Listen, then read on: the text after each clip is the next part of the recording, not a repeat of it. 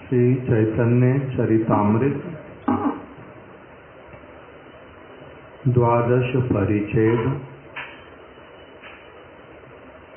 हम लोग कुछ दिनों से श्रवण कर रहे हैं गुंडीचा मंदिर मार्जन। गुंडीचा मंदिर मार्जन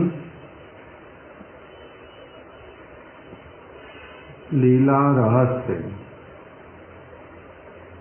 चैतन्य चरितामृत में,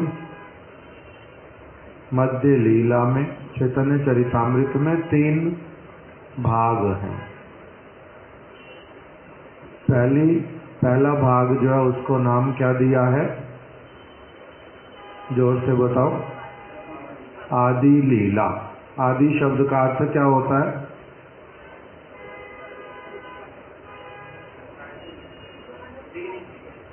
स्टार्टिंग, बिगनिंग। आदि शब्द का अर्थ क्या होता है? आरंभ। आदि शब्द का अर्थ प्रारंभ, संस्कृत भाषा में प्रारंभ है।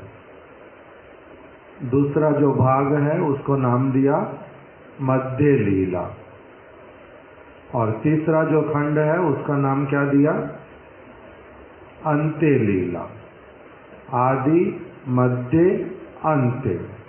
प्रारंभ, बीच वाला, और फिर जहाँ पर समाप्ति, अंतिम। 3 खंड। उसमें से हम लोग कौन से वाला श्रवण कर रहे हैं?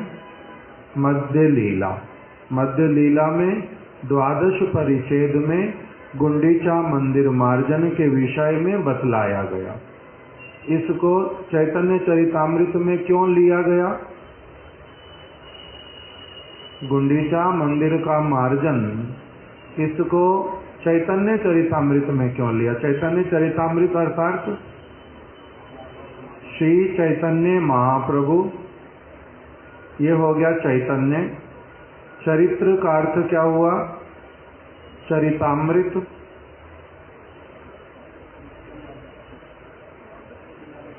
चरित्र रूपी अमृत, चैतन्य चरितामृत। उनका चरित्र है ये, तो उनके चरित्र के विषय में बतलाया गया। तो अभी ये जो गुंडीचा मंदिर मार्जन, ये उन्होंने ही किया है। उनके व्यक्तित्व को, उनके चरित्र को ये बड़े स्पष्ट रूप में बतलाता है। इसीलिए इसको किस में इंक्लूड किया गया?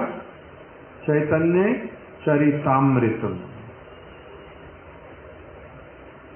इसी को हम लोग श्रवण कर रहे थे। अंत में हमने श्रवण करना प्रारंभ किया श्रीला प्रभुपाद जी के द्वारा लिखा गया अनुभाष्य। उसमें उन्होंने क्या बता दिया? इस लीला का रहस्य क्या है? गुंडीचा मार्जन लीला रहस्य। एक पैराग्राफ जो हम पढ़ आए हैं और अब उसको सुनेंगे नहीं, कि श्री कृष्ण को यदि कोई सौभाग्यशाली जीव अपने हृदय रूपी सिंहासन पर बैठाने की इच्छा करता है तो उसके लिए क्या करना उचित है? अपने हृदय को मल से रहित करना उचित है। अपने हृदय को मल से रहित कर दो। जैसे कि अपने घर में यदि किसी व्यक्ति को निमंत्रण करना चाहते हैं तो क्या करना पड़ता? उसके बैठने का स्थान, उसके आने के लिए सुविधा, उसके आने पर स्वागत करना, उनको भोजन इत्यादि का उनकी व्यवस्था करना, जैसे ये सारा कुछ करना पहले से ही उचित होता है। यदि कोई व्यक्ति ना करे तब क्या होता है? उसको अच्छा व्यक्ति नहीं माना जाता। ये ऑर्गेनाइज्ड नहीं है, ये प्लान्ड वे में कुछ भी नहीं करता। मूर्ख कहीं का, बुला लिया, कोई व्यवस्था ही नहीं। पहले किसी को बुला लिया और फिर उसके बाद में अता पता भी नहीं है। किसी को बड़े प्रेम से बुलाया, आपको आना पड़ेगा, आपको ये करना पड़ेगा, आपको वो करना पड़ेगा। और उसके बाद में जैसे जैसे वो आने का दिन आया उसके लिए कोई चिंता ही नहीं, आता पता नहीं, फिर बोलता ही नहीं कि आपको आना है। और यदि बुला भी लिया, आपके लिए रहने कहाँ पर पड़ेगा, आपको भोजन क्या कराएंगे उसका कोई आता पता नहीं है। तो इसको क्या कहेंगे? आपको बुला लिया, आप चले गए, जब वहां पर पहुंचे तो भाई आपने बुलाया था, तो हाँ बुलाया तो था मगर मैं कोई व्यवस्था नहीं कर पाया। अगर ऐसा कोई कहेगा कैसा लगेगा? कैसा लगेगा? और नहीं तो अभी एडजस्ट कर लो, कल देख लूंगा। आपको बुलाया, बुलाने के बाद में व्यवस्था देता नहीं, और कोई 2-4 लोग किसी जगह पर रह रहे कमरे में, और गंदा सा कमरा, उसी में ही कहता है कि आप एडजस्ट कर लो, मेरे को डिस्टर्ब नहीं करना रात को अभी। ऐसे वाले व्यक्ति को क्या कहोगे? हमारे गुरु महाराज जी की आविर्भाव तिथि 98 में, एक दिन पहले रात्रि में 2 बजे के करीब, 1 बजा होगा ना 2 बजे होंगे, दक्षिण भारत से भक्ति स्मरण नहीं आता, नरसिंह महाराज उनका नाम, दक्षिण भारत में रहते थे, स्वामी महाराज जी के शिष्य, भक्ति गौरव नरसिंह महाराज, विदेशी व्यक्ति, अभी तो अप्रकट भी हो गए, कुछ साल हो गए। तो वो दक्षिण भारत से जगन्नाथपुरी पहुंचे 2 बजे के करीब, और जिस व्यक्ति ने सारी व्यवस्था करनी थी, रूम्स की सारा कुछ करना था, उनको कहता कि रात को वो ट्रेन से आए बेचारे अपने सेवक के साथ में, थके हुए और आए, ट्रेन लेट और हो गई थी, 2 बजे पहुंचे। उस समय उनको रात को कहते हैं कि आप ना अभी ऐसा करो कि माधव प्रिया वाले कमरे में एडजस्ट कर लो। माधव प्रिया पहले से वहां पर, सिद्धांति महाराज वहां पर, राधे श्याम वहां पर। रूम कितना बड़ा है? जो अभी मेरा रूम उसका आधा, ये वाला जो रूम है इसका आधा रूम है, और उसी में 3 लोग पहले से हैं, उनको 2 लोगों को और बोलता है उसी में एडजस्ट कर लो। तो वो महाराज एकदम से गुस्सा किया कि आपको पता था मैं आ रहा हूँ, आपने निमंत्रण किया, डिटेल मैंने 5 बार भेज दिया, और अब फिर रात को इस टाइम आकर के आप जब मेरे को आराम से सोने का इच्छा, आप कह रहे हो एडजस्ट कर लो का मतलब अभी बिस्तर भी कहता मेरे पास नहीं है, आपके पास कुछ है अपने बैग में से, उनको कहता निकाल लो, एडजस्ट कर लो। तो कैसा लगता है उस व्यक्ति को? अच्छी बात तो ऐसा करना नहीं, खराब बात है। किसी को अपने घर पे बुलाया, प्रसाद पाओ, बड़े प्रेम से बुलाया, प्रसाद पाओ, प्रसाद पाओ, 10 लोग आ जाओ, 10 लोग पहुंच गए, अभी देखा कि प्रसाद 5 लोगों का बनाया जिसके घर में गए, और कुछ चिंता भी करता नहीं, तब भी 5 लोगों का बनाया तो क्या हो गया। जब प्रसाद पाने के लिए बिठा दिया, कथा कीर्तन के बाद में, अभी बैठे ही हैं, प्लेट दिया, थोड़ा सा कुछ, अभी कुछ भी दिया नहीं, पहली बार रोटी लाया, बोलता आप रोटी लेंगे? आप रोटी लेंगे? इसका क्या मतलब होता? ये अच्छा है तो अच्छा ना खराब? पहले अभी घर में बुलाया, निमंत्रण किया, प्लेट में कुछ दिया ही नहीं, पहली रोटी लाया, और पहली रोटी में क्या निमंत्रण किया, व्यक्ति आ गया, खाने के लिए ही आया, और उसी समय रोटी को दिखा करके कहता है आप भी रोटी लेंगे? आप रोटी लेंगे? अरे भाई रोटी, ये कब पूछना चाहिए आप और रोटी लेंगे? कब पूछेंगे? 4 बार दे दिया, 3 बार दे दिया, 5 बार दे दिया, तब तो फिर भी पूछोगे। कोई लोग तो वो भी पूछते नहीं। किसी एक घर में गए, ये सारी बातें अलग अलग होता जाता। फिर उस घर में सबने प्रसाद पा लिया, हमारे साथ जो सारे लोग गए, मैं लेट हूँ बहुत ज्यादा, सबसे लेट मैं पाता हूँ, तो मैं 3:30-4 बजे के करीब प्रसाद पाने के लिए गया। हमारे केवल 2 व्यक्ति वहां पर लास्ट में प्रसाद पा चुके, खीर खा ली उन्होंने, लास्ट में मीठा दे दिया, खा लिया। वो लोग खीर खा रहे, मेरा प्रारंभ हुआ। वो माता जी जानती हैं जो मेरे को परांठा अच्छा लगता है, तो वो अपने सेवक को बोलते हैं परांठा बना करके दे दो इनको। बाकी सबको रोटी दी थी, चावल दिया था, सारी अच्छी चीजें दिया, किंतु परांठा उनको नहीं मिला था। तो मेरे को परांठा देंगे, तो मैंने कहा नहीं, पहले मैं सैलड खाऊंगा, परांठा बाद में खाऊंगा। तो जो लोग प्रसाद पा रहे वो बोलते हैं हमारे को दे दो परांठा। पहले तो दिया नहीं परांठा, परांठा देखने से लोभ हुआ, परांठा ले लिया। अभी मेरा सैलड खाने में टाइम होता है, उतने में उनके 5-7 बन गए परांठे उतनी देर में। तो वो लोग देते जा रहे, ये खाते जा रहे। अभी पूरा प्रसाद पा चुके थे, 10 परांठे जब एक व्यक्ति ने खा लिया, तब उनके दामाद ने पूछा आप और भी लोगे परांठा अभी? तब तो ठीक है बोलना, है ना नहीं, पूरा प्रसाद पा चुके, परांठा का लोभ हुआ, मतलब एक आधा लोगे कुछ, तो किंतु 10 ले लिया। वो माता बोलती है आटा जल्दी जल्दी और मल ले, अभी प्रभु जी को भी देना है। तो किंतु अगर पहली रोटी में पूछो तो कैसा लगेगा? खराब लगता है, खिलाना नहीं चाहते। हम उठना चाहता था उस जगह पर, जब किसी के घर में ऐसा हुआ तो मैं उठना ही चाहता था कि नहीं मेरे को प्रसाद पाना ही नहीं है, भूल हो गई बैठ करके, उठना चाहता था। किंतु पता है ये सब समय के लिए उनके मन में दुख रह जाएगा, उनका ऐसा बोलने पर भी तब भी ले लिया, फिर भी कोई बहान दे दो लूंगा, एक रोटी तो लूंगा, इस प्रकार से हो जाता। तो अभी भगवान को अगर कोई चाहता कि मेरे हृदय में बैठें और फिर व्यवहार कैसे वाला करें, खाने का व्यवस्था करेंगे नहीं, बैठने तक का भी व्यवस्था करेंगे नहीं, कांटे जहां पर हैं, जहां पर धूली पड़ी हुई सारी साफ भी करेंगे नहीं।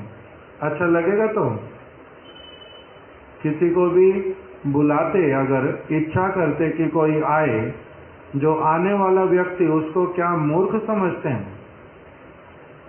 हम इच्छा करते हैं हमारे घर पे आओ। महाराज जी को बहुत सारी जगहों पर देखा, पॉजिटिव सेंस में, नेगेटिव सेंस में।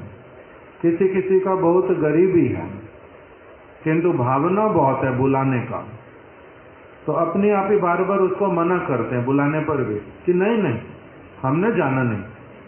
जाने की इच्छा है, जाने की इच्छा है, किंतु तब भी नहीं जाते। क्यों? जाने की इच्छा होने पर भी नहीं जाते। कारण क्या है कि उसके ऊपर बर्डन पड़ेगा, धन है ही नहीं उसके पास में, परेशान होएंगे, इसलिए नहीं जाते। एक तो ये वाला कारण। दूसरा कारण क्या हुआ, एक समय दिल्ली में देखा मैं, उस समय नया नया गुरुदेव के साथ में संपर्क युक्त हुआ, नया नया बिल्कुल। किंतु वहां पर जिस घर में रुके हुए वो था कल्कि प्रभु का घर। कल्कि प्रभु 2 थे, एक अमेरिका में रहता है, एक दिल्ली वाला। दिल्ली वाला नहीं, अमेरिका वाला प्रभु दिल्ली में आया हुआ, तो उसका विवाह, उसके घर पे गुरुदेव रुके हुए। वहां पर एक पति पत्नी गुरुदेव को निमंत्रण करने के लिए आए कि गुरुदेव आप यहाँ पर तो 2 दिन हो, फिर हमारे घर पर आ जाओ। उनके घर पर जो बुलाने आए, उनके घर पे पहले भी गुरुदेव रहते थे बहुत बार। तो गुरुदेव ने कहा कि ठीक है, किंतु माधव महाराज बोलते ना, बिल्कुल नहीं जाएंगे, हम नहीं जाएंगे। तो अभी वो माता जी बोलते कि क्यों नहीं जाओगे, जाना पड़ेगा। जब गुरुदेव कह रहे हैं कि चलेंगे तो आप क्यों मना कर रहे हो? माधव महाराज कहते नहीं जाऊंगा इनके कहने पर भी। क्यों? क्योंकि इनको आप लोग रूम दे दोगे, इनके खाने के लिए भी अच्छे से व्यवस्था कर दोगे। जो सेवक लोग साथ में आते हैं उनको कमरा नहीं दोगे, कमरा ऐसे वाला दोगे जिसमें तुम्हारा चारों तरफ स्टोर एरिया बना करके रखा, पूरा उसमें सामान भरा पड़ा, उसमें इन्वर्टर तक भी नहीं है। बिजली चली जाए, गर्मी का समय जून जुलाई का महीना है, बड़ी परेशानी होती है, किंतु उनको समझ ही नहीं आता। उनको गुरुदेव वाला कमरा एसी, उनका अपने वाला कमरा एसी, जिसमें सेवक रहेंगे। गुरुदेव के साथ में माधव महाराज कमरे में नहीं रह पाते थे। क्यों? क्योंकि वो जब सोते हैं उनको खराटे आते हैं बड़े सारे, तो इसलिए वो गुरुदेव के कमरे में सोते नहीं, कोई और सेवक सोता है। तो उनको अलग कमरा चाहिए होता है, स्वाभाविक सा है। और इतनी गर्मी में ऊपर का फ्लोर और चारों तरफ खिड़कियां दरवाजे बंद, वो भी नहीं खोल सकते, 1 सेकंड में बंद करने आ जाते घर के लोग। किस लिए? मिट्टी आती है रोड से, खिड़की दरवाजे खोलने नहीं देंगे। स्टोर जैसा वैसा बना हुआ, उसके बाद में इन्वर्टर भी नहीं है, कूलर भी नहीं है, पंखा है, बिजली आएगी तो पंखे में रहो, तो गर्मी होती है। तो इसलिए निषेध करते हैं। किस लिए निषेध कर रहे हैं? उस व्यक्ति से शत्रुता है, वो व्यक्ति खराब है, खराब ही है, बुद्धि कम है। अपने रहने के लिए तुम्हारे को समझ आता, सुविधा असुविधा, दूसरे का नहीं समझ आता। तो इसी प्रकार से अब अगर भगवान को ऐसे कोई पुकारे, भगवान को बिठाने की इच्छा करे, तो भगवान भी उसके बुलाने की इच्छा करने पर भी, बोलने पर भी अपने आप नहीं आते। क्यों? क्योंकि उनको पता है कि व्यवस्था कुछ करता नहीं, केवल निमंत्रण करने के लिए आता है, निमंत्रण करने के लिए आता है। तो ऐसे कैसे आ जाएंगे? वो पागल हैं। माधव महाराज जी जो बोल रहे हैं, जो गलत बोल रहे हैं ना, ठीक बोल रहे हैं, ठीक ही तो बोल रहे हैं। जब असुविधा है तो है। इसी प्रकार से यहाँ पर, और जो बुलाने वाले वो कोई ऐसे वाले नहीं हैं जो कि पहले दिन भक्त बना, दूसरे दिन भक्त बना। बहुत दिनों से उनके घर पे गुरुदेव जाते थे, किंतु सब समय इसी प्रकार से करते हैं। क्यों जाएंगे उनके यहाँ पर फिर? तब फिर वो बोलती है माता, ये तो बड़ा डिमांडिंग व्यक्ति भाई, उसको अपने लिए जब उन्होंने मंदिर में आना या कहीं पर रहना, 1 सेकंड किसी चीज का इंतजार नहीं कर सकते, 1 सेकंड भी इंतजार नहीं कर सकते अपने लिए किसी भी चीज का। अपना सारा कुछ समझ आता, दूसरे का बिल्कुल नहीं समझ आता। तो इसलिए साधारण व्यक्ति भी इस प्रकार का होता है। अगर उसको पता हो कहीं पर बुला रहे हैं, मेरे साथ व्यवहार ठीक नहीं करेंगे, रहने की व्यवस्था ठीक नहीं करेंगे, खाने की व्यवस्था होएगी नहीं, तो फिर साधारण व्यक्ति भी नहीं जाता कहीं पर। भगवान का फिर क्या कहना? क्यों जाएगा भगवान? भूखा है, रहने की जगह नहीं है, लालच है उसको किसी से कुछ, इस प्रकार का तो भगवान होता नहीं है ना। तो इसीलिए बोल रहे हैं कि उचित है यदि भगवान को किसी को अपने हृदय में बिठाने की कामना, बुलाने की कामना, उनके लिए जो डिमांड है वो क्या है? तुम्हारा हृदय स्वच्छ होना चाहिए, तुम्हारा हृदय शांत होना चाहिए, तुम्हारा हृदय उज्जवल होना चाहिए, भक्ति के द्वारा उज्जवल। उसके द्वारा अगर तुम एक पत्र, पुष्प, फल या फिर जल दे दोगे, उसी में भी परम संतुष्ट हो जाएंगे। मीठी वाणी भी बोल दोगे, परम संतुष्ट हो जाते हैं। किंतु ये सारी वस्तुएं हृदय में रख करके मैला, अन्याभिलाषा, दुष्कर्मों की तरफ प्रवृत्ति, अवांछित ज्ञान इत्यादि को एकत्रित करने की तुम्हारी कामना, अनेक अनेक व्यर्थ के लोगों के साथ में योग युक्त होना, भगवान को बुलाया घर पे, गुरु को बुलाया। जैसे हमारे महाराज जी को एक बार कुछ लोगों ने दिल्ली में बुलाया, रोहिणी रथ यात्रा होएगी, महाराज जी आप प्लीज जरूर आना। बार बार बोला, 2-3 बड़े लोग आए तो महाराज जी ने स्वीकार किया, गए वहां पर। जिन्होंने बुलाया उनको हम लोग, घर में तो जाना नहीं था किसी के, रथ यात्रा रोड पे है, जो एड्रेस है वहां पर पहुंच गए। 5 बजे प्रारंभ होएगी, बोला था महाराज जी बड़े पंचुअल 5 बजे ही पहुंचो। 5 बजे पहुंच गए। वो को वहां कोई है ही नहीं, केवल रथ के लेबर को छोड़ के कोई भी नहीं हो। फोन कर रहे हैं तो हाँ अभी बस आने वाले। आधे घंटे में 3 फोन कर लिए, आधे घंटे के बाद आके पहुंचे 2 लोग जिन्होंने बुलाया था। ठीक है, करना क्या है? कुछ भी नहीं करना महाराज, आप आराम से गाड़ी में बैठो। अभी लोग धीरे धीरे इकट्ठे होंगे, 5 बजे का टाइम दिया था, 6 बज जाएगी, लोग इकट्ठे होंगे फिर करें। ठीक है, गाड़ी में बैठे हुए हैं। मैं तो भूल गया मेरे साथ कौन कौन और गया था, मैं किंतु वहीं गाड़ी में बैठे हुए हैं महाराज जी। अभी 6 बज गई, कुछ नहीं, 6:30 बज गई, लोग इकट्ठे हो गए, कुछ 100-150 जो भी होंगे लोग इकट्ठे हो गए। उनका कीर्तन भी शुरू हो गया। ठीक है, फिर उसके बाद में रथ चलना भी शुरू हो गया। ना तो कोई बात करने आया, ना कोई कुछ बोलने के लिए आया, कुछ भी नहीं। तो रथ अपने आप चल गया। मैंने गाड़ी वाले को बोला कि अभी रुक जाओ, जाना ही नहीं, अगर नहीं बुलाते हम लोग वापस लौट जाएंगे। अभी 2-3 मिनट हुए, रथ जब आगे चला गया तब वो व्यक्ति बुलाने के, अरे आप लोग तो आगे अपनी गाड़ी आगे रखो, रथ के आगे गाड़ी ले गए। ठीक है, किंतु आगे पीछे उनको किसी को कोई लेना देना नहीं, और पता नहीं क्या करे जा रहे। 15-20 मिनट महाराज जी रहे। महाराज जी बोलते हैं कि प्रभु रॉन्ग डिसीजन। तो मैंने कहा ठीक है महाराज, तो क्या करें, चलो। हम लोग चल के आ भी गए, तब भी उनको किसी को कोई लेना देना नहीं, और आज तक भी कोई लेना देना नहीं कि आप आए थे, वहां पर क्या हुआ था, कुछ हुआ था। ये बहुत सारी चीजें देखने को मिलती जब प्रैक्टिकली जीवन में देखने की इच्छा करते हैं चीजों को।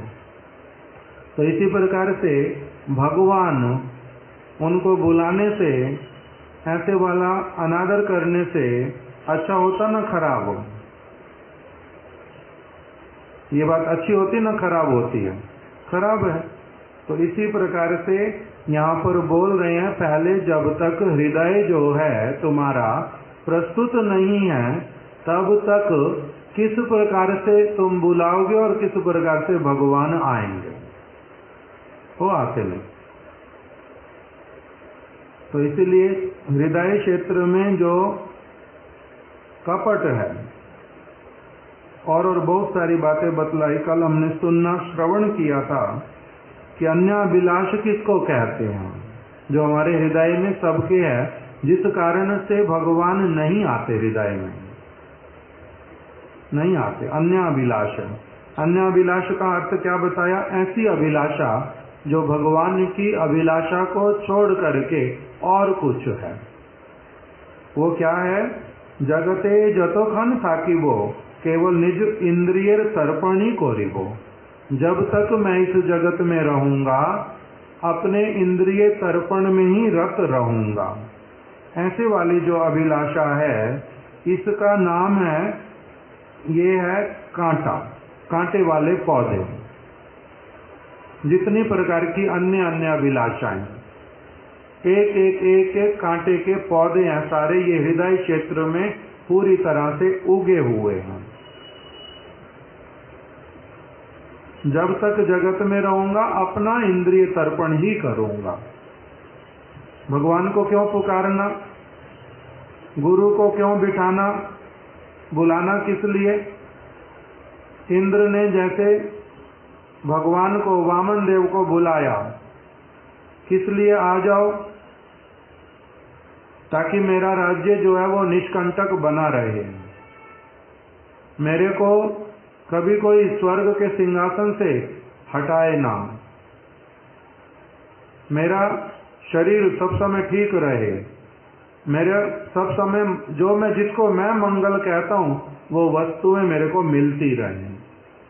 इसलिए बुलाया। किस लिए? अपना कुछ काम बनवाने के लिए, उनकी प्रसन्नता के लिए उनको बुलाया नहीं। मैं आपका कृतार्थ हूं, आपकी सेवा करने की कामना करता हूं। आपने मेरे को सब कुछ दिया, इसमें से आपको कुछ देना चाहता हूं, ये कोई भी भावना नहीं है। भावना क्या है? आप आ जाओ, उससे उल्टा क्या होगा? मेरे सारे काम बन जाएंगे। जैसे बहुत सारे लोग साधु को, गुरु को घर में बुलाना चाहते, उद्देश्य क्या है? उद्देश्य क्या है? इनके चरण घर पे पड़ेंगे ना, हमारा धन धान्य बना रहेगा।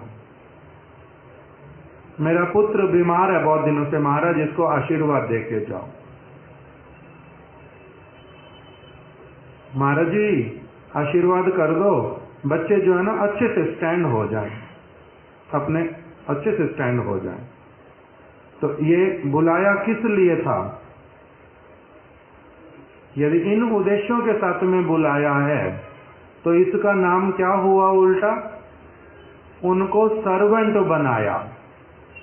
भगवान को अपने पास, गुरु को अपने पास बुला करके उनसे एक नौकर वाला काम करवाया, और नौकर वाला काम करवाया वो भी ठीक हो, उससे आगे भी और है। नौकर वाला काम करवा करके उनको इतना पागल समझा। नौकर से काम करवाते हैं 10 रुपए का, तो कितने पैसे देने पड़ते? 10 रुपए का काम अगर नौकर से करवाओ कितने पैसे देने पड़ते? कितना भी नहीं पता। 10 रुपए का काम करवाया तो 10 रुपए देने पड़ेंगे। किसको? नौकर को। और इनके साथ में क्या करते हैं? काम कर दो मेरा 5 लाख रुपए का, लेकर के क्या जाओ? 50 रुपए की थाली प्रसाद खा करके जाओ। काम कितने का करवाना है? 5 लाख का। देने कितने हैं? 50 रुपए की थाली है प्रसाद की, छोले भटूरे बनाए तुम्हारे लिए, खाओ अच्छे से। ये चिंता किए बिना तुम्हारे पेट के लिए अच्छा ना खराब। चिंता किस चीज की है? मेरे लिए बनाने में आसान, इसके साथ और कुछ चाहिए ही नहीं होता। खाओ छोले भटूरे, जाओ। कितने के? 50 रुपए के। काम कितने का बना के जाओ मेरा? 5 लाख रुपए का। एक तो नौकर, और किस प्रकार से चालाकी से उससे नौकरी करवाई। इसको क्या भगवान और गुरु पकड़ते नहीं? इस चीज को वो देखते नहीं? साधारण बिल्कुल अनपढ़, बुद्धि बहुत कम, उसको भी पता है 10 रुपए का काम किया, 10 रुपए दो भाई, बोलते हैं। तो इसी प्रकार से जब तक अपने इंद्रिय तर्पण के लिए मैं भगवान को, गुरु को पुकारता रहूंगा, तब तक भगवान हृदय में कभी भी नहीं आते। क्यों? क्योंकि ये तुम्हारा जो चित्त वृत्ति है ना, ये कांटे की तरह चुभता है उनको, कष्ट देने वाला। तो क्यों आकर के बैठेंगे? वो आकर के बैठते नहीं। इसलिए कह रहे हैं इस चीज को ठीक करना। इसका नाम क्या है? एक अपने हृदय बहुत पवित्र स्थान है, वो भगवान को बिठाने का ही स्थान है वास्तविक रूप में, उनका आदर करने का, उनका सेवा करने का। इतने महान गुणी व्यक्ति, उनसे कुछ मांगना पड़ता है? उनसे कुछ कहना पड़ता है? उनसे कुछ मांगना, उनसे कुछ कहना कभी पड़ता ही नहीं है। वो बहुत बड़े।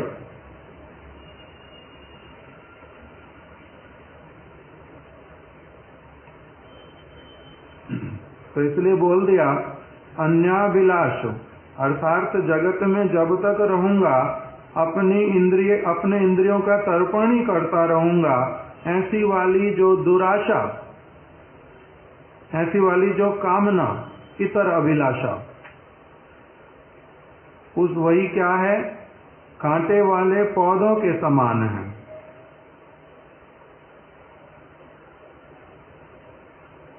और ये किसको हानि पहुंचाती है? ये कांटे हानि पहुंचाते हैं किसको? एक व्यक्ति के अपने ही हृदय को, उसी को हानि पहुंचाते हैं।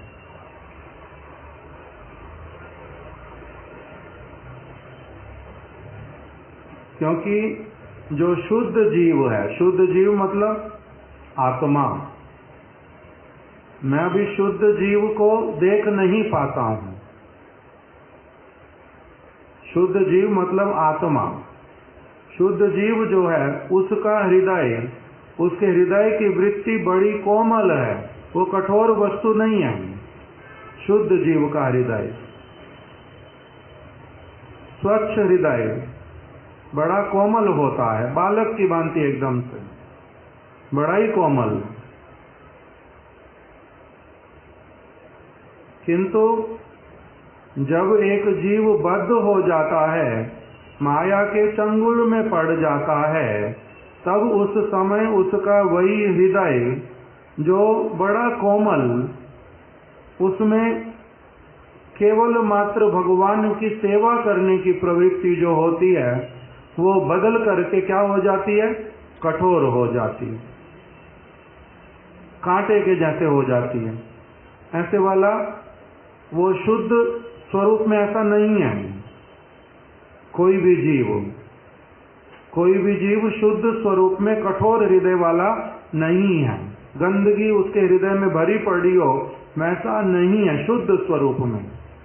ये उसके ऊपर से केवल आवरण है। जैसे हमारी आंख, नाक, कान, मुख इत्यादि जब भगवान प्रदान करते हैं, जन्म हुआ एकदम कैसे होते हैं? अच्छे से काम करने वाले। घिस कब जाते हैं? खराब कब हो जाते हैं? उनका स्थिति खराब कब होता है? जब उसका ठीक उपयोग नहीं करते और उसमें ठीक वस्तु जो एनर्जी, भोजन उसमें देना चाहिए वो नहीं देते, उसकी देखभाल ठीक से नहीं करते, तब वो अलग प्रकार का हो जाता है, रोगग्रस्त हो जाता है। उस रोग को हटा दो तो फिर क्या हो जाएगा? जैसा था वैसा हो जाएगा।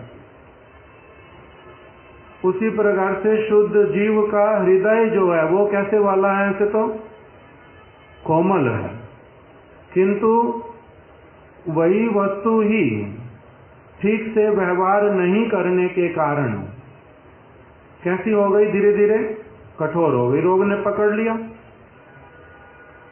इसलिए वही जो कोमल वस्तु, उसी के ऊपर ही ये जब कांटे वाले पौधे आ जाते, कि उसको क्या करते हैं?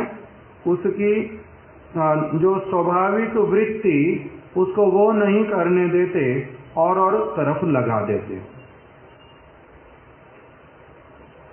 कर्म चेष्टा अर्थात याग, यज्ञ, दान, तपस्या प्रवृत्ति द्वारा स्वर्ग आदि उच्च लोके सुख व इह लोके सुख भोग करिबो, यही रूप वासनामयी क्रिया हुआ धूलि सदृश।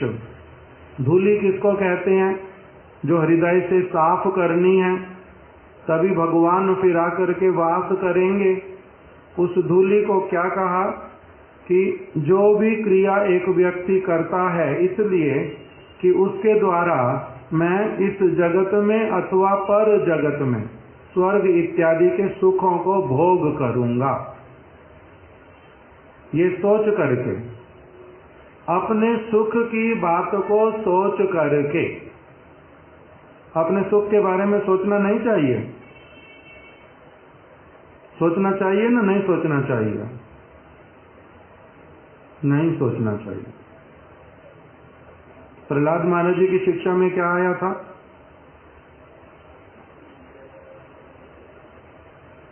श्लोक आता है, बोलो। देखना नहीं। श्लोक प्रहलाद महाराज जी बोलते हैं कि कर्तव्य क्या है जीव का? दुख जिस प्रकार से बिना बुलाए आते हैं, सुख भी उसी प्रकार से बिना बुलाए ही आते हैं। ना तत् प्रयासो कर्तव्यो, उस सुख को प्राप्त करने के लिए कोई भी प्रयास नहीं करना चाहिए। ना तत्प्रयासो कर्तव्यो, कर्तव्य ही नहीं है। कर्तव्य क्या है? भगवान की प्रसन्नता के लिए, उनके सुख के लिए सारे प्रयास करना, अपने लिए नहीं। जब एक व्यक्ति अपने लिए प्रयास करने प्रारंभ करता है, इसी का नाम होता धूलि को इकट्ठे करते जाना अपने हृदय के भीतर में, उसी को धोना पड़ता, फिर उसी के द्वारा हृदय जो है मलिन हो जाता है पूरी तरह से। तो इसलिए प्रहलाद महाराज जी ने भागवत में बोल दिया, ना तत् प्रयासो कर्तव्यो, कर्तव्य ही नहीं है किसी भी प्रकार से सुख का प्रयास करना। दुख को कोई बुलाता है? दुख जब अपने आप आते हैं, सुख को बुलाने के लिए प्रयास क्यों करते हैं? दुख को बुलाने के लिए प्रयास भी किया, अपने आप चल के आ जाते हैं। इसी प्रकार से सुख भी अपने आप चल के आएंगे जो चाहिए होंगे सुख। इसलिए कह रहे हैं उसके लिए प्रयास करना नहीं। क्या प्रयास करना? मेरे सारे प्रयास भगवान की ओर मुड़ जाएं, भगवान के लिए हों, मेरे लिए नहीं। इसलिए यह है धूलि, कर्म की चेष्टा, अपने सुख की चेष्टा, अपने लिए कुछ प्रयास करने की चेष्टा। अनादि प्रभु कौन आए थे बाहर? मुकुंद, ठीक। कर्म आवर्तेर घूर्णी वायुते वासना रूप धूलि राशि आमदेर स्वच्छ और निर्मल हृदय दर्पण के आवृत कोरिया दे। सत और असत कर्मेर वासना रूप असंख्य धूलि राशि हरि विमुख जीवेर हृदय के कतो जन्म जन्मांतर धरिया मलिन कोरिया छे, ताई ताहार कर्म वासना दूर होइते छे।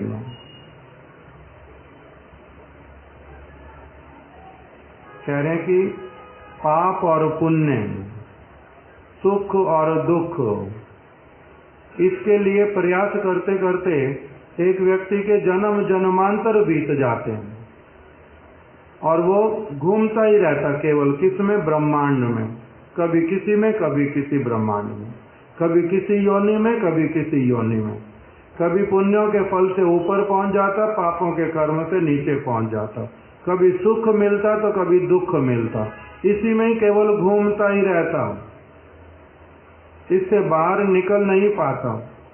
उसका वो सुख और दुख केवल इतना ही है। जैसे एक व्यक्ति को नदी में डुबोना, मरने जैसा कर देना, फिर उसको निकालना और थोड़ा सा 2 मिनट सांस ले ले, फिर से उसको डुबोना, फिर बाहर निकालना, 2 मिनट सांस ले ले, फिर अंदर डुबोना, फिर बाहर निकालना।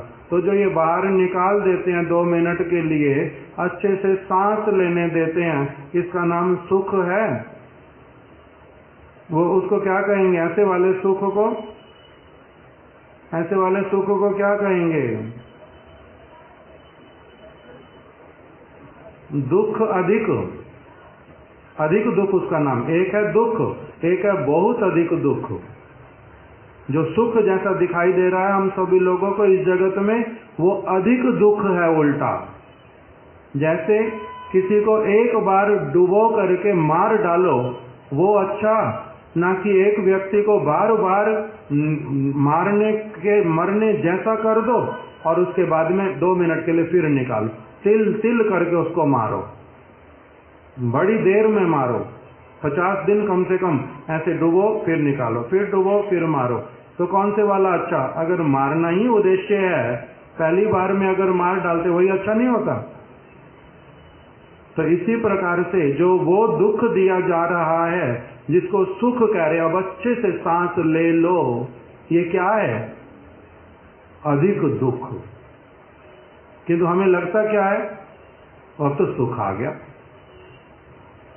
फिर थोड़ी देर के बाद में दुख, फिर सुख, फिर दुख, फिर सुख, फिर दुख।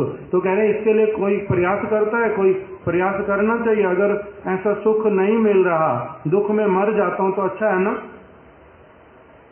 इसलिए बोल दिया ना तत् प्रयास कर्तव्यो, उसके लिए प्रयास करना नहीं। जन्म जन्मांतर चले जा रहे तुम्हारे, कितने ही प्रकार के जन्म, कितने ही प्रकार के भोग, कितने प्रकार के माता पिता, कितनी प्रकार की योनियां, कितने प्रकार के कष्ट, ना जाने क्या क्या, किंतु जन्म जन्मांतर चलता ही जा रहा और बाहर कारागार में ही पड़े हुए। अपने घर में तुम्हारे को वैकुंठ में लेकर के नहीं जा रहा कोई भी। क्यों? क्योंकि तुम कौन से कर्म करी जा रहे हो? यही वाले। तो इसीलिए कह रहे इस प्रकार की वस्तु से, ऐसी वासनाओं से, ऐसी धूली से छुटकारा पाओ, निकाल दो इसको हृदय से। इस जगत के सुख और दुख, उसके लिए कोई प्रयास किए बिना अपने सारे प्रयासों को भगवान की ओर मोड़ दो। उनकी इच्छा में अपनी इच्छा को मिला दो।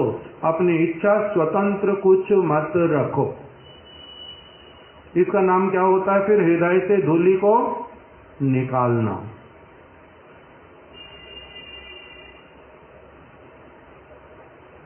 नहीं तो ये कर्म वासना दूर होती नहीं।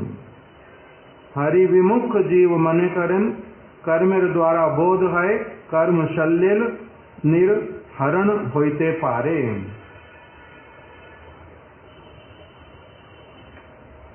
हरि विमुख जीव, मूर्ख जीव, वो क्या विचार करता है? जैसे लोग बोलते हैं मैले को मैले के द्वारा ही साफ किया जाता है। कौन से वाले मैले को मैले से साफ करते हैं? पता है? पहले जिस जगह पर लोगों के पास जल कम होता था, वो लोग बर्तन जूठे हो गए, बर्तन में तेल लगा, बहुत बनाया, उसमें उसको किससे साफ करते थे? मिट्टी से। मिट्टी लेकर के साफ करते हैं बर्तन को। मिट्टी को क्या माना जाता? खराब। कभी अगर साबुन ना हो तो क्या करना पड़ता है? मिट्टी से हाथ धो लेने पड़ते। करते हैं कैसे? तो इसी को बोल रहे हैं कि एक प्रकार के कर्म के द्वारा दूसरे प्रकार का कर्म जो है उसको धोने का कामना, ये अच्छा होता नहीं। जैसे एक व्यक्ति को मैं जान से मार रहा था और मेरे से दोष हो गया। अब दूसरे व्यक्ति ने देख लिया मेरे को उसको मारते हुए। अब दूसरे व्यक्ति को मैंने क्या करना है? दूसरे व्यक्ति को क्या करना है? उसको भी मारना, नहीं तो मेरे को फंसाएगा। तो एक दोष को मैं कर बैठा, मेरी भूल हो गई, किसी ने देख लिया तो किसी को पता ना चले, मेरे को दंड ना मिले, इसलिए जिसने देखा उसको भी दूसरा एक दोष मैंने और कर दिया, उसके साथ उसको मार डाला। अभी उसने किंतु किसी जगह लिख करके रखा था, उसने किसी जगह लिख करके रखा था, उसके दो लोगों को वो चीज पता थी। अब मेरे क्या काम बन गया? मेरा अभी उन दो लोगों को मारना मेरा काम बन गया। तो इसी पर इसका नाम है कर्म चक्र। एक कर्म के द्वारा दूसरा कर्म, दूसरे के द्वारा तीसरा, तीसरे के द्वारा चौथा, और उसी में क्या करना? वर्लपूल की भांति उसी में फंस जाना। और अपना उसको पहले व्यक्ति को मारा ही किस लिए था? जो सुख चाहता था वो मेरा अब वो तो रह गया कहीं दब करके जमीन में। अब उद्देश्य क्या होता गया? ये सारी चीजों से छुटकारा कैसे पाऊं, और जंजाल अपना बनाता जाता हूं। इसी प्रकार से कह रहे हैं एक जीव क्या सोचता है? हरि विमुख जीव एक कर्म के द्वारा जो भगवान से अलग हट करके स्वतंत्र इच्छा की, उसके लिए तुमने एक काम भी जो किया है उसके लिए तुम्हें दंड मिलेगा। उस दंड से बचने के लिए एक व्यक्ति क्या करता जाता है? बहुत सारे और कर्म करता जाता है। तो कह रहे अब जहां तक हो चुका वहां तक हो चुका। हाथ खड़े करके क्या कहना चाहिए कि आर नारे बाप, आर नारे बाप, हे प्रभु मैं और नहीं करूँगा, हे प्रभु मैं और दोष नहीं करूँगा, जो कर चुका हूँ वो कर चुका, उसका जो फल वो मैं भोगूंगा, किंतु अब उस कष्ट से, उस दंड से बचने के लिए मैं कोई और ऐसी क्रियाएं नहीं करूंगा जिसके द्वारा और फंसता जाऊं। मैं नहीं करूंगा। आज यहीं पर मैं क्या करता हूं, फुल स्टॉप लगाता हूं कि नहीं करना मेरे को, उस प्रकार का। किंतु कह रहे हैं हरि विमुख जीव ऐसा मन में सोचता है कि मैं कर्म के द्वारा ही कर्म वाला कांटा जो है उसको निकाल दूंगा, किंतु ये धारणा भूल, ये बात किंतु भूल है। 1000 कर्म करने पर भी पहला जो कर्म उसका भी दोष नहीं मिटाया जा सकता, उसके द्वारा नहीं मिटाया जा सकता। जो दोष तुम्हारा हुआ उसका दंड मिलेगा ही मिलेगा। जो पहला एक क्या किया था, मर्डर, फिर दूसरा वाला क्या, उसका भी मिलेगा या नहीं मिलेगा, उसका भी मिलेगा। 2 लोगों को मारा, फिर उसके कारण 4 और लोगों को मारा, उसका भी मिलेगा या नहीं मिलेगा, मिलेगा। जितना भी तुम बढ़ाते जाओगे उतना दंड मिलेगा ही मिलेगा भाई। जिस जगह पता चल गया मेरी भूल, उसी जगह साथ साथ में क्या करना, कान पकड़ लेना, मैंने नहीं और करना, भूल हो गई मेरे से। उस कर्म को क्यों आगे बढ़ाते जाना, इसी बात को बोल रहे हैं कि ये भूल धारणा जो है, एक कर्म से दूसरे कर्म का जो दंड है वो मैं भोग लूंगा, वो होता नहीं। तद वशवर्ती होया तिन्हीं केवल आत्म वंचित होते थाके न मात्र। आत्म वंचना करते हैं, अपनी वंचना करते हैं, अपने आप को ही चीट करते हैं, ये सोच करके कि मैंने एक को मारा था, दूसरे ने देखा, अब मैं क्या करता हूँ, इसको मार डालूंगा, सारा सबूत खत्म, फिर मेरे को कौन क्या कहेगा। ये किंतु जो विचार करता है व्यक्ति, वो क्या कर रहा है, आत्मवंचना, अपने आप को चीट कर रहा है, उल्टा अधिक दंड भोगने के लिए काम कर रहा है। हस्ती के स्नान कराइया दिले जे मन हस्ती, आवार गाय धूली माकिया था के, सदरूप कर्मेर द्वारा कर्म वासना विदूरित है ना। कह रहे हाथी, उसने क्या किया, स्नान किया गंगा में बहुत देर तक, और फिर जब निकल करके आया तब फिर सारी धूली अपने ऊपर डाल ली। तो इस प्रकार का जो स्नान, इस प्रकार के स्नान का कोई लाभ होता है? मैं दोष वाले कर्म सब समय करता रहूंगा, बीच में मैं गंगा नहा के आ गया, सारे पाप धो के आ गया, ऐसे पाप धुल गए, धुल गए, किंतु पाप करने की प्रवृत्ति नहीं गई। हाथी ने स्नान किया, उसके शरीर पे जो सारी मिट्टी लगी थी धुल गई, तो मिट्टी कहाँ चली गई, जल में चली गई, हाथी का शरीर स्वच्छ हो गया, सच बात है। किंतु उसको उसका जो बुद्धि है हाथी का, उसका बुद्धि का क्या करे कोई, बाहर जैसे ही निकलता है फिर से क्या करता है, अपने ऊपर सारी मिट्टी डाल लेता है। उसी प्रकार से कह रहे हैं, कर्म करने से, एक कर्म से दूसरा कर्म करने पर हो सकता है कि कुछ समय के लिए आपने सबूत छिपा लिए, किंतु तुम्हारा जो उस प्रकार का दुष्ट कार्य करने का प्रवृत्ति वो नहीं जाएगा गंगा स्नान से।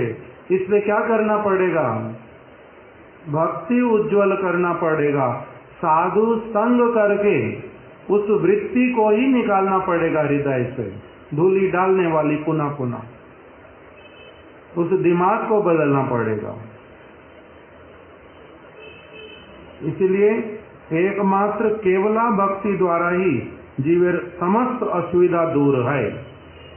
एक जीव, बद्ध जीव, उसकी जितनी सारी असुविधाएं, जितने रोग, जितना समस्त वो कुवासनाएं उसके भीतर में, सारी की सारी चीजें केवल मात्र केवला भक्ति के द्वारा दूर होती है। केवला भक्ति मतलब भगवान की सेवा, केवला भक्ति मतलब एकमात्र उसी शुद्ध भक्ति की क्रिया को करना और कुछ नहीं करना। तब जाकर के क्या होगा, जीव की सारी असुविधाएं दूर होंगी। नहीं तो दूर नहीं होती, केवल दिखाई देता है। हाथी के स्नान जैसे, स्नान हो गया स्वच्छ हो गया, 2 मिनट के बाद में फिर वही का वही। जय तिमिरे से तिमिरे, जिस अज्ञान में पड़ा था उसी अज्ञान में पड़ा रहेगा फिर से। जो कुकर्म करता था वही कुकर्म फिर करेगा, यदि साधु संग नहीं हुआ। तीर्थ में स्नान करने से भी कुछ होएगा नहीं, तपस्या करने से, व्रत करने से भी होएगा नहीं। बहुत सारे लोग कोई मंगलवार का, कोई सोमवार का, कोई एकादशी का अलग अलग व्रत करते हैं, किंतु लोगों के साथ में शत्रुता करते, चोरी करते, झूठ बोलते, अन्याय करने में कोई शर्म नहीं आती उनको। तो क्या व्रत करते हो? गंगा स्नान करते हैं हर सप्ताह में जाकर के दिल्ली से, किंतु मांस खाना छोड़ते नहीं, जुआ खेलना छोड़ते नहीं, लोगों को घी में चर्बी मिलाकर के खिलाना छोड़ते नहीं। तो क्या गंगा स्नान किया? इसलिए बोलते हैं कि साधु संग सब चीज में प्रमुख हो। यदि वो किया तब तुम्हारा प्रवृत्ति ही दूर हो जाएगा पाप करने वाला। फिर तुमने गंगा स्नान किया नहीं किया, तुमने कोई तपस्या की नहीं की, कुछ भी आता जाता नहीं, सारा कुछ ठीक हो जाएगा। तो इसलिए केवला भक्ति के द्वारा ही केवल जीव की सारी असुविधा दूर होती है। तभी क्या होता है, तखुन ताहार, तब उसके उस निर्मल हृदय सिंहासन में श्री भगवान अपने आप से आ जाते हैं, बुलाना पड़ता नहीं, अपने आप से आ जाते हैं। श्री कृष्णा आकर्षणी चसा, भगवान की भक्ति, भगवान की सेवा की भावना वही ऐसी है जो भगवान को खींच के ले आती है। बुलाना भी पड़ता नहीं, भगवान अपने आप खींचे चले आते। विश्राम योग्य स्थान लाभ करिया थाकिन। इसलिए भक्त कवि क्या गाते हैं, भक्तेर हृदय सदा गोविंद विश्राम। जहां पर उनको विश्राम मिलता है, शांति मिलती है, प्रसन्नता की प्राप्ति होती है, वहीं पर प्रभु क्या करते हैं, आ जाते हैं। किसके हृदय में आते हैं? भक्त के हृदय में, जिसका हृदय भक्ति के कारण उज्जवल है, शांत है, निर्मल है, वहां पर भगवान आते, नहीं तो नहीं आते।